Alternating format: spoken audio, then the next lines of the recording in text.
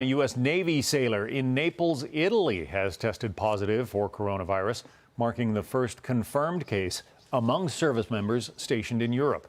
This as the virus continues to spread rapidly worldwide. Lucas Tomlinson is live in Washington with more on that. Lucas. John, Italy is preparing to lock down large parts of the country, Europe's most drastic action yet to stop the spread of coronavirus.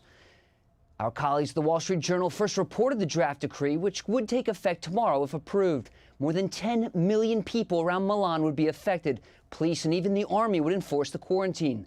Italy has nearly 6,000 coronavirus cases. More than 230 people have died there, the biggest outbreak outside Asia. The U.S. Navy sailor tested positive in Naples, about 500 miles away from Milan. Friday, the U.S. military announced its first confirmed case at the headquarters for U.S. forces in Korea after a South Korean employee tested positive on the base.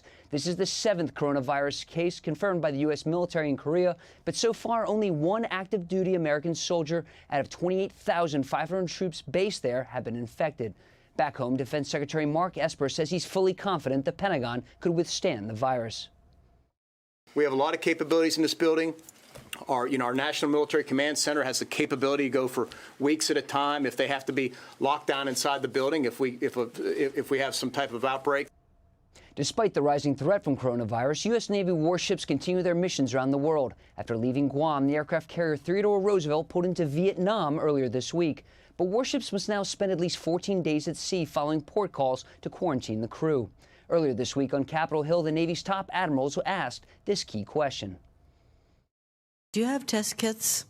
No, we don't. We don't yet, but that's not just a problem for DOD. But I think that we're getting to a better place in terms of the production to allow us to be able to distribute those out to the force. At the Pentagon, the head of infectious disease at Walter Reed Medical Center said there's no need to panic. I think people should recognize at the end of the day, this still remains a low risk infection to not just our service members, but to the American public. John, there are now just 2 confirmed coronavirus cases in the U.S. military out of 1.3 million men and women in the active duty forces. John? Worth remembering. Lucas Tomlinson, thank you.